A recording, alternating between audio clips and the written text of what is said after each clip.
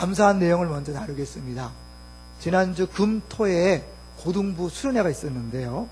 고등부 수련회를 떠나면서 저에게 문자로 이렇게 보고하기를 학생 68명에 교사 16명이 출발한다. 그리고 후에 몇 명이 더 합류할 것이다. 이 숫자가 얼마나 놀랍냐면요. 지난주일 고등부 출석인원이 64명. 출석인원은 64명인데 수련회 참석이 68명이에요.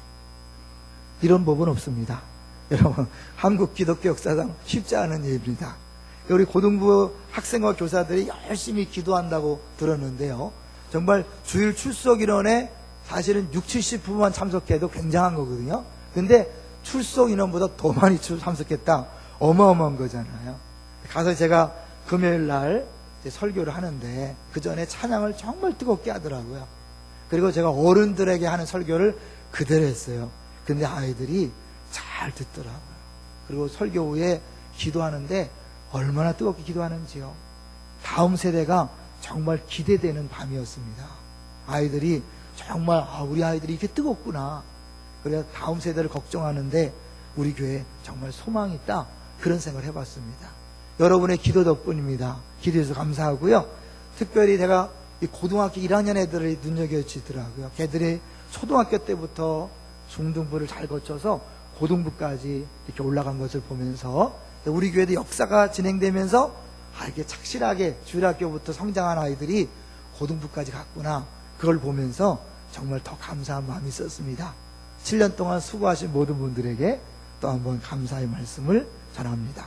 두 번째로는 지난주에 빌립전도라고 지금 진행되고 있거든요. 거기서 지난주 과제가 관공서 방문이 있었어요. 그래서 경찰서하고 고잔이동 동사무소를 전도대원이 방문해서 떡을 가지고 와서 이렇게 인사한 거예요.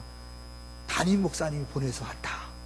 사실은 그들이 사서 내한들 갔지만 거기서 그렇게 가르치는 거예요. 그렇게 하라고. 그분들이 더 좋아하더라는 거죠. 여러분, 우리는 한 몸이기 때문에요. 여러분 개인이 아닙니다.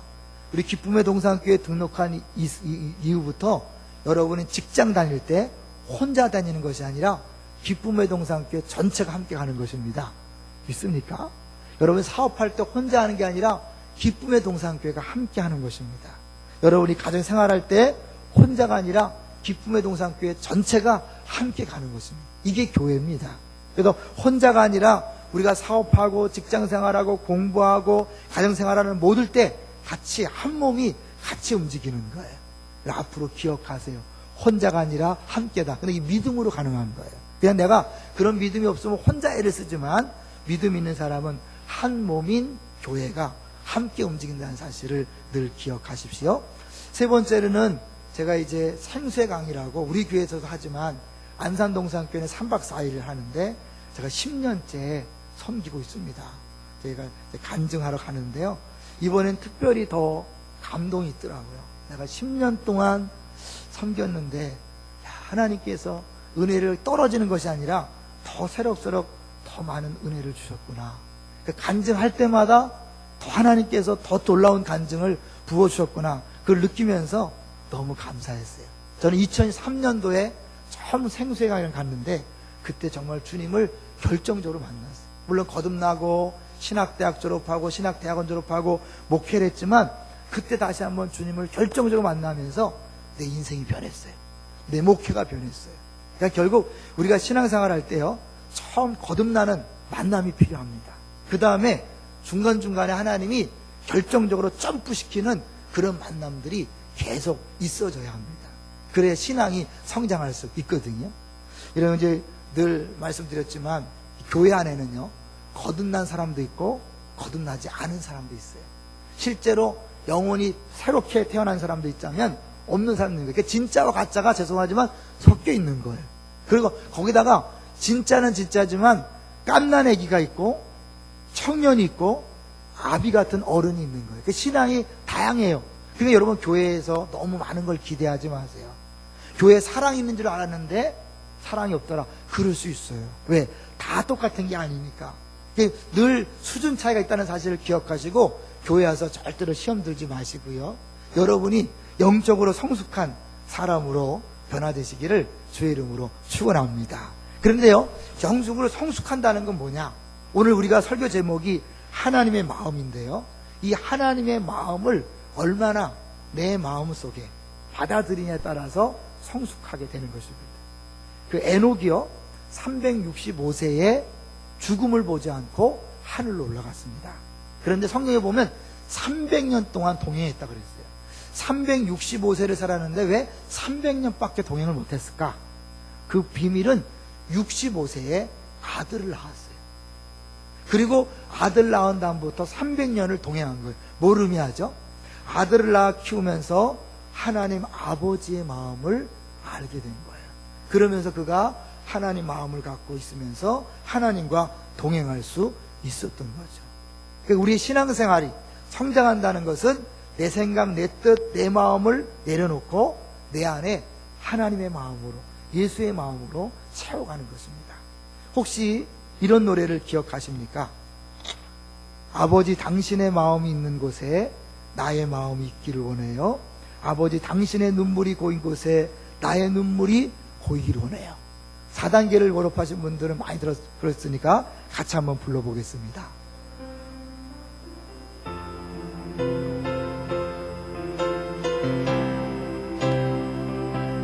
아버지 당신의 마음이 있는 곳에 나의 마음이 있기를 원해요. 아버지 당신의 눈물이 고인 곳에 나의 눈물이 보이길 원해요. 아버지 당신이 바라보는 영혼에게 나의 두 눈이 향하길 원해요. 아버지 당신이 울고 있는 모든 땅에 나의 두 발이 향하길 원해요. 나의 마음이 아버지의 마음 알아. 내 모든 뜻 아버지의 뜻이 될 수 있기를 나의 온 몸이 아버지의 마음 알아. 내 모든 삶 당신의 삶 되기를. 아멘. 그 마지막 부분에 보면 나의 마음이 아버지의 마음 알아. 내 모든 뜻 아버지의 뜻이 될 수 있기를. 나의 온몸이 아버지의 마음 알아. 내 모든 삶 당신의 삶 되기를.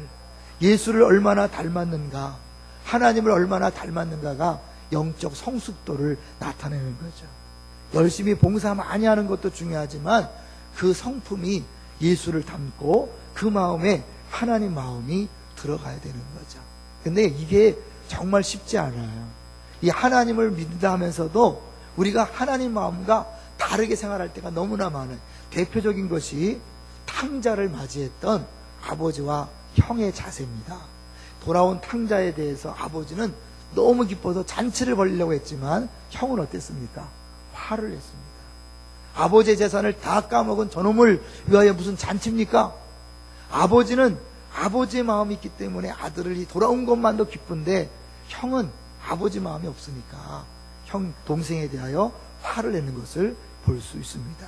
우리가 신앙생활하면서 모든 사람이 다 아버지의 마음을 품고 신앙생활 한다면요, 교회 시기 질투 없습니다.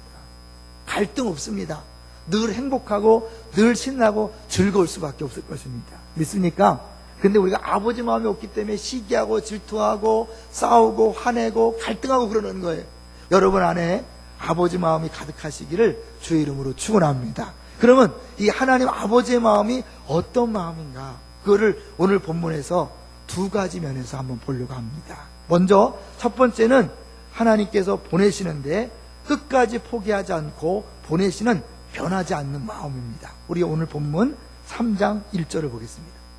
3장 1절 시작. 여호와의 말씀이 두 번째로 요나에게 임하니라 이르시되 2절 일어나 저 큰 성읍 니느웨로 가서 내가 내게 명한 바를 그들에게 선포하라 하신지라. 여기 보니까 두 번째로 요나에게 하나님 말씀이 있다 그랬죠. 그게 뭐예요? 첫 번째도 있었다는 거죠. 그런데 아시겠지만 첫 번째는 요나가 하나님 말씀을 듣고 순종하지 않습니다. 완전히 딴 길로 갑니다. 자, 1장으로 가보시죠. 1장 1절. 요나서 1장 1절 시작. 여호와의 말씀이 아미떼 아들 요나에게 임하니라 이르시되 2절. 너는 일어나 저 큰 성읍 니느웨로 가서 그것을 향하여 외치라. 그 악독이 내 앞에 상달되었음이니라 하시니라. 가서 회개하라고 외치라 그랬는데 이 요나가 가기 싫어요. 왜 가기 싫을까요? 이 니느웨는 아수르라는 나라의 수도거든요. 근데 아수르는 이 요나가 활동하던 시대부터 한 제 3, 40년 뒤에 이스라엘을 완전히 정복한 나라예요. 그러니까 그 전부터 계속 이스라엘을 침공하고 이스라엘을 힘들게 했던 나라예요. 그러니까 원수 나라예요. 그 원수 나라가 멸망하지 않도록 하나님이 가서 회개하라고 말씀을 전하라 그러니까 어떻게 원수 나라에 갑니까? 싫습니다. 그리고 하나님 말씀에 정면 대응하고 오히려 거꾸로 딴 길로 가는 거예요. 그게 3절입니다. 볼까요? 1장 3절 시작. 그러나 요나가 여호와의 얼굴을 피하려고 일어나 다시스로 도망하려여 요바로 내려갔더니 마침 다시스로 가는 데를 만난지라. 여호와의 얼굴을 피하여 그들과 함께 다시스로 가려고 백삿을 주고 배에 올랐더라. 2절에 보면 너 일어나 그 저 큰 성읍 니느웨로 가라 그랬죠. 일어나긴 일어났어요. 근데 일어나서 딴 길로 갔잖아요. 여기 이 3절 보세요. 일어나 다시스로 도망하려 하여 요바로 내려가는데 마침, 이게 신기해요. 마침 배가 딱 있는 거예요. 우리 같으면 어떻게 해요? 야, 하나님이 도우셨구나. 아니에요. 죄지라고 하나님이 돕는 적은 없습니다.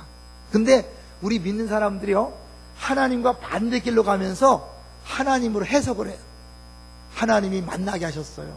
죄를 짓도록 만나게 하셨대. 너무너무 신기한 만남이었다는 거예요. 여러분, 아닌 거예요. 여러분이 죄 짓도록 하나님께서 여건을 주지 않아요. 스스로 그렇게 해석하지 마세요. 예전에 그런 일이 있었어요. 어떤 사람이 연말에 봉사를 할까 말까 하다가 이제 하려고 마음 먹었는데 이 신년 초에 명단이 쭉 발표되잖아요. 그 명단에서 딱 빠졌어. 그냥 집에 가서 하나님 뜻이구나, 하지 말라는 뜻이구나, 이래갖고 그런 적이 있었어요. 아니에요, 여러분. 절대 그런 거 아니에요. 우리가 하나님의 거역하고 하나님 말씀에 불순종하려고 했을 때 상황이 열린다고 오해하지 마세요. 여건이 열린다고 오해하지 마세요. 여기 요나 그랬잖아요. 마침 다시스로 가는 배가 있었어요. 그래서 탔어요. 탔더니 어떤 일이 벌어지냐면 4절을 보세요. 4절 시작. 여호와께서 큰 바람을 바다 위에 내리심에 바다 가운데에 큰 폭풍이 일어나 배가 거의 깨지게 된지라.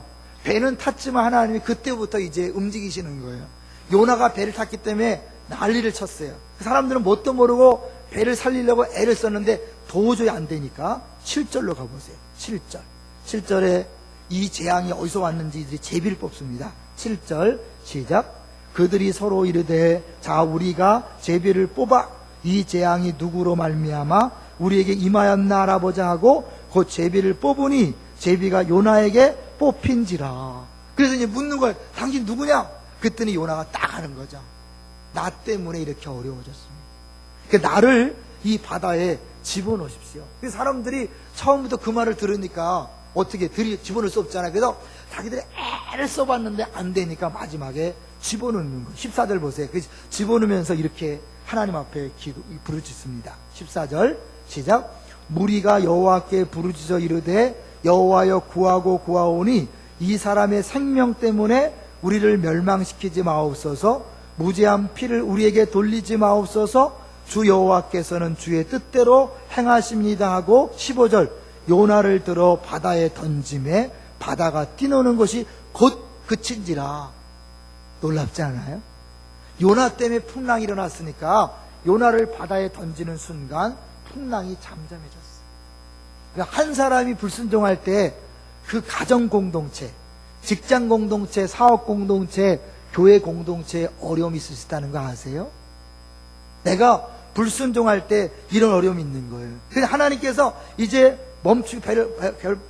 바람을 멈추게 한 다음에 17절 보세요. 또 신기한 일이 벌어져. 17절 시작. 여호와께서 이미 큰 물고기를 예비하사 요나를 삼키게 하셨으므로 요나가 밤낮 3일을 물고기 뱃속에 있으니라. 하나님이 큰 물고기를 예비했대요. 이때부터 아이고 동화를 쓰고 있네 이런 사람이 있을지 몰라요. 무슨 고기가 사람을 삼키고 3일 동안 어떻게 살아남아? 이런 분도 있을 거예요. 여러분 정말 이 요나를 물고기가 삼켜서 3일 동안 있었다고 믿습니까? 한번 솔직하게 믿습니까? 어떤 목사님이 안 믿어졌대요. 정말 한국의 큰 교회를 목회하시는 목사님이 안 믿어졌다는 거예요. 자기도. 그런데 어느 날 알래스카에 갔대요. 알래스카에 갔는데 거기 이제 그 산이 아니라나요? 사슴이 이런 것들이 너무 많아서 공식적으로 이렇게 포획하는 기간이 있고, 마찬가지로 물개가 너무나 많아서 물개를 공식적으로 잡는 기간이 있대. 너무 많으니까. 그래서 이제 그 물개를 잡는 사람하고 같이 바다를 나갔는데요. 이 물개들이 해변에요. 바위에 그냥 정말 수십만 마리가 있더라는 거예요. 그런데 한순간에 큰 고래가 10몇 마리가 떼를 지러 오더랍니다. 와서는 그 앞 해변에서 자기들이 막 움직여서 파도를 일으켜서 그 파도로 물이 그 해변을 덮치고, 그래서 그 물이 돌아오면서 그 물개들을 삼켜갖고 온다는 거예요. 그거를 마시듯이 한 마리도 아니고 3-4마리를 그냥 꿀꺽꿀꺽 삼키더랍니다.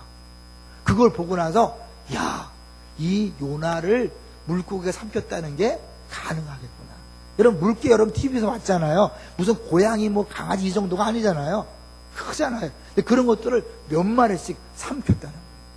이빨로 물어뜯는 게 아니에요. 그냥 후루룩 삼키는 거예요. 여러분 그런 일이 지금도 가능한데 안 되겠어요? 하나님이 큰 물고기 예배해서 삼켰어요. 그리고 요나가 물고기 뱃속에서 3일 동안 회개합니다. 간절히 주 앞에 기도하니까 하나님이 돌이키셔요. 그를 회개를 받으시고 이제 그를 내놓죠. 자, 10절을 보세요. 2장 10절. 2장 10절 시작. 여호와께서 그 물고기에게 말씀하시매 요나를 육지에 토하니라. 그러니까 하나님께서 말씀할 때까지 물고기는 어떻게 해요? 3일 동안 그 요나를 안에 집어넣고 얼마나 불편했겠어요. 불순종하니까 괜히 물고기도 고생시키는 거예요. 그러니까 3일 동안 억지로 품고 있다가 하나님 말씀하시니까 딱 토해냈어요. 동화 같지요? 실제로 있었어요. 왜? 예수님이 이것을 신약시대에 인용했어요. 요나 때를 봐라. 요나를 봐라. 이렇게. 이게 거짓말이라면, 동화라면 예수님께서 굳이 이걸 인용했겠어요? 다 사실이기 때문에 했단 말이에요. 그래서 토한 다음에 이제 요나가 다시 하나님 말씀을 듣고 니느웨 성으로 가는 거예요. 그게 뭐예요? 다시 우리 3장 1절 잊어볼까요? 다시 보세요. 1장 2절 시작. 여호와의 말씀이 두 번째로 요나에게 임하니라. 이르시되 일어나 저 큰 성읍 니느웨로 가서 내가 내게 명한 말을 그들에게 선포하라 하신지라. 가는 거예요. 근데 좀 이따 보겠지만 요나가요, 이 물고기 뱃속에서 기도하고 나온 다음에도 충성스럽게 열심히 행한 게 아니라 대충 복음을 전해요. 저는 이걸 보면서요, 하나님이 이렇게 불순종한 요나를 쫙 잘라버리고 다른 사람을 쓰시면 안 되나? 하나님이 그런 분이 아니라는 거예요. 하나님 한 번 택해서 쓰시기로 작정한 사람은 끝까지 포기하지 않고 변화시켜서 쓰시는 줄로 믿습니다. 이게 우리의 위로예요. 여러분 하나님 한 번 택했다면 하나님 버리지 않아요. 그러면서 하나님은 불변하신 하나님이에요. 우리가 잘못해도 우리를 버리지 않습니다. 오히려 그 죄악을 회개할 수 있도록 기회를 주시고 다시 쓰시는 분이에요. 그것이 예수님 때에는 베드로에게 나타났잖아요.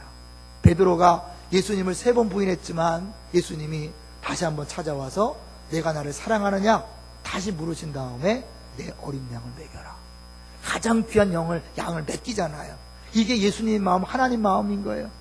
사실 사람은 그렇잖아요. 그 위대한 사도 바울도요, 마가가 1차 전도여행 때 따라왔다가 힘드니까 이놈이 도망갔네? 도망가고 2차 전도여행 갈 때 또 가겠다 그러니까 바울은 안 된다는 거예요. 바나바는 데리고 가자. 바나바는 가자 그러는데 바울은 안 된다는 거예요. 왜? 한 번 배신한 놈은 또 변할 수 있다는 거예요. 그래서 안 된다고 하는 거예요. 이게 사람의 마음이에요. 그렇게 위대한 사도도 사실은 한 번 배반한 사람을 쓰기가 어려운데 하나님은 어떻게 해요? 자기를 불순종하고 떠나갔던 요나를 변화시켜서 쓰시는 것. 이게 우리 하나님의 변하지 않는 마음입니다. 그렇다면 어떻게 해요? 우리도 그 하나님 마음을 담는다면 우리 주변에 우리를 힘들게 하고 우리를 손해를 끼치고 배반한 사람은 어떻게 해요? 다시 한번 받아줘야 되겠지요. 동의하십니까? 이게 하나님 마음을 가질 때 가능한 거죠. 그런데 이거는 단순히 요나뿐만 아니라 우리에게도 해당되는 말씀입니다. 마태복음 28장 18절 20절 보면 뭐예요? 너희는 가서 모든 족속으로 제자를 삼으라. 하나님 우리를 보내시는 거예요. 요나에게만 보낸 게 아니라 우리를 가라고 말씀하신 거예요. 요한복음 20장 21절에 아버지께서 나를 보내신 것 같이 나도 너희를 보내노라. 이 말씀을 전하기 위해서 모든 족속에 가라고 하나님께서 말씀하신 거예요. 근데 이게요, 얼마나 귀한 일인가. 천사도 흠모하는 일이에요. 근데 하나님은 천사를 통해 복음을 전하면 더 쉬울 텐데 천사에게도 맡기지 아니하시고 연약한 우리에게, 부족한 우리에게 맡기시고 우리가 거부해도 또 쓰시기 위해서 우리를 다듬으신다고 말씀하는 거예요. 자, 찬송을 한번 봤으면 좋겠습니다. 찬송가 508장을 한번 가보실래요? 찬송가 508장.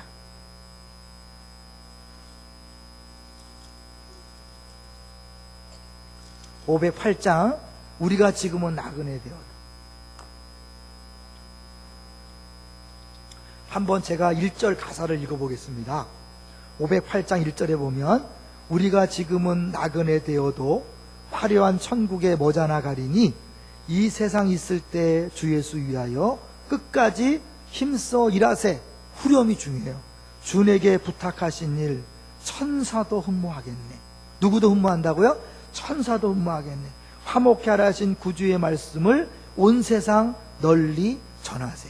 천사가 나타나서 예수를 믿으라 그러면 사람들이 깜짝 놀라서 믿을 거 아니에요. 근데 주님은 그렇게 하지 않고 배반하고 뒤돌아서고 부인하는 우리들을 끝까지 사용하신다는 거예요. 2절을 같이 읽어보죠. 2절 시작.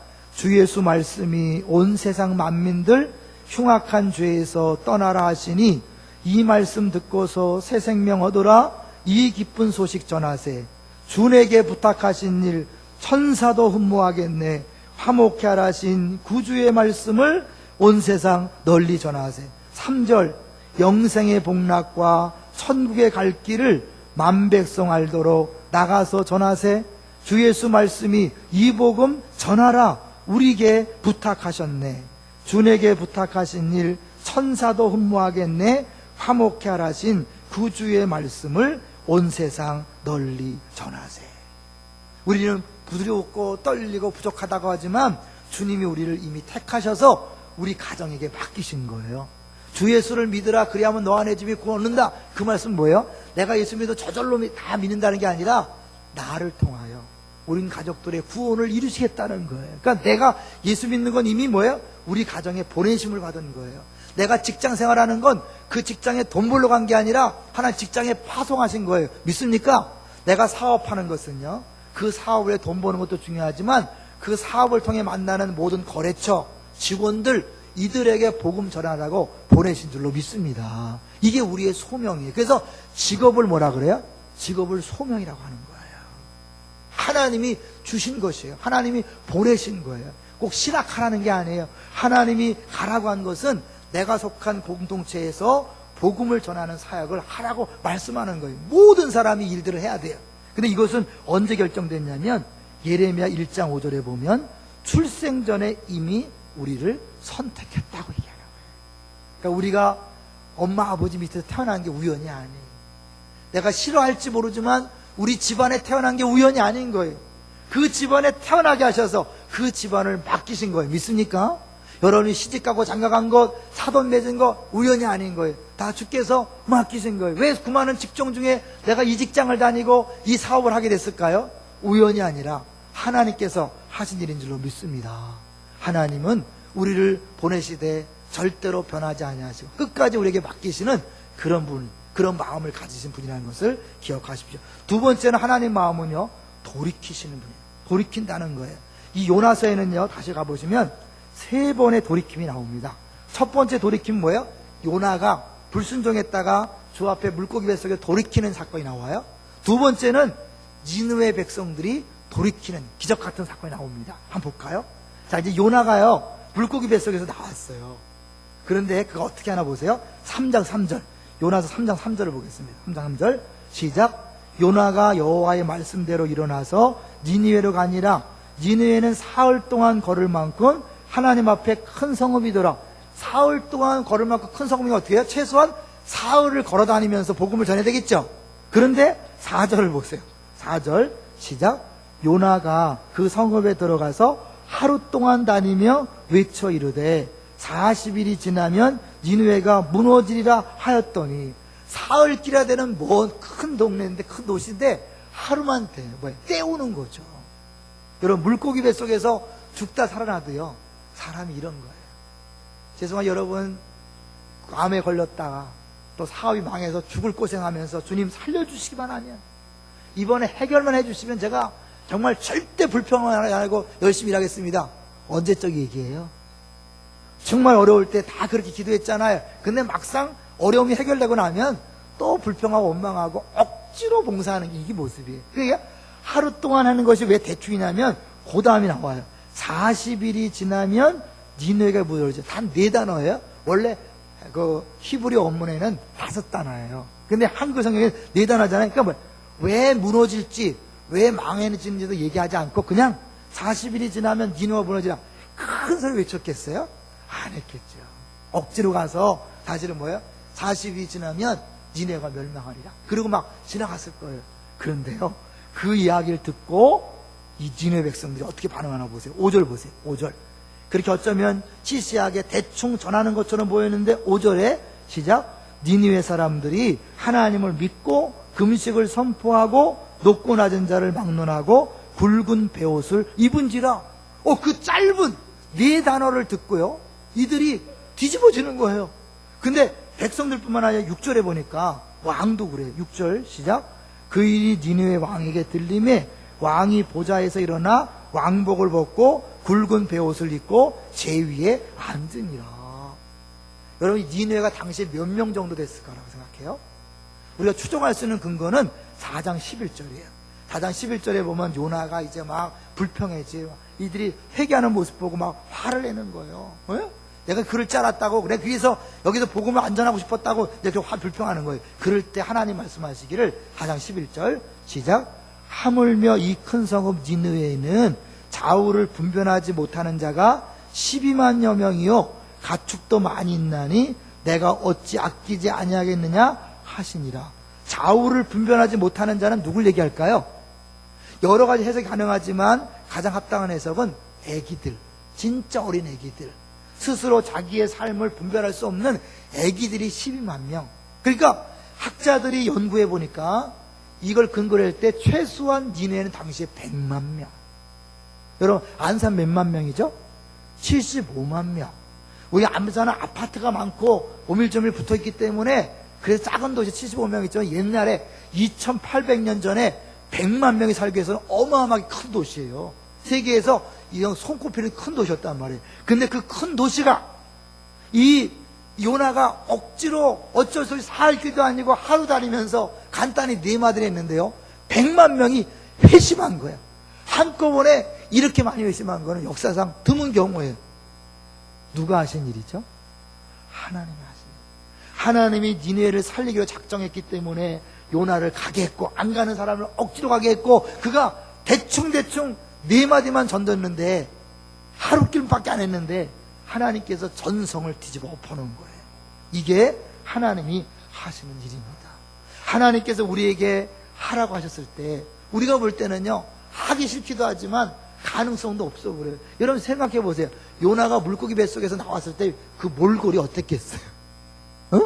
굉장히 머리도 막 빠지고 얼굴 뻘겋게 되고 막 좀 이상하게 됐을 거예요. 그죠? 그 이상하게 생긴 사람이 걸어가면서 4일이 지나면, 40일이 지나면 니느웨 성은 망하리라. 그 다음에 돌받기 딱 맞죠.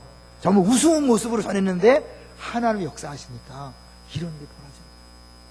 여러분, 우리 한국을 봐서 이것이 불가능하다고 생각하지 않잖아요. 한국에 여러분 선교사 언더우드가 1885년에 왔지만 이미 그 전에 예수 믿는 사람이 있었다는 거 아시죠? 1879년경에 이미 우리나라 백홍준과 이응찬이 만주에서 세례를 받았어요.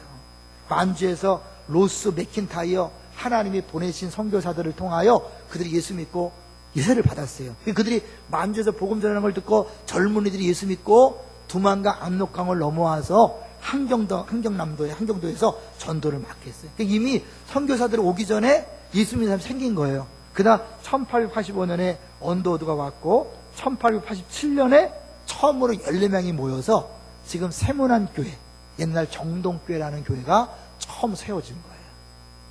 그리고 지금 여기까지 온 거예요. 하나님이 하시면 가능한 줄로 믿습니다. 여러분이 이제 우리가 명절을 맞이합니다.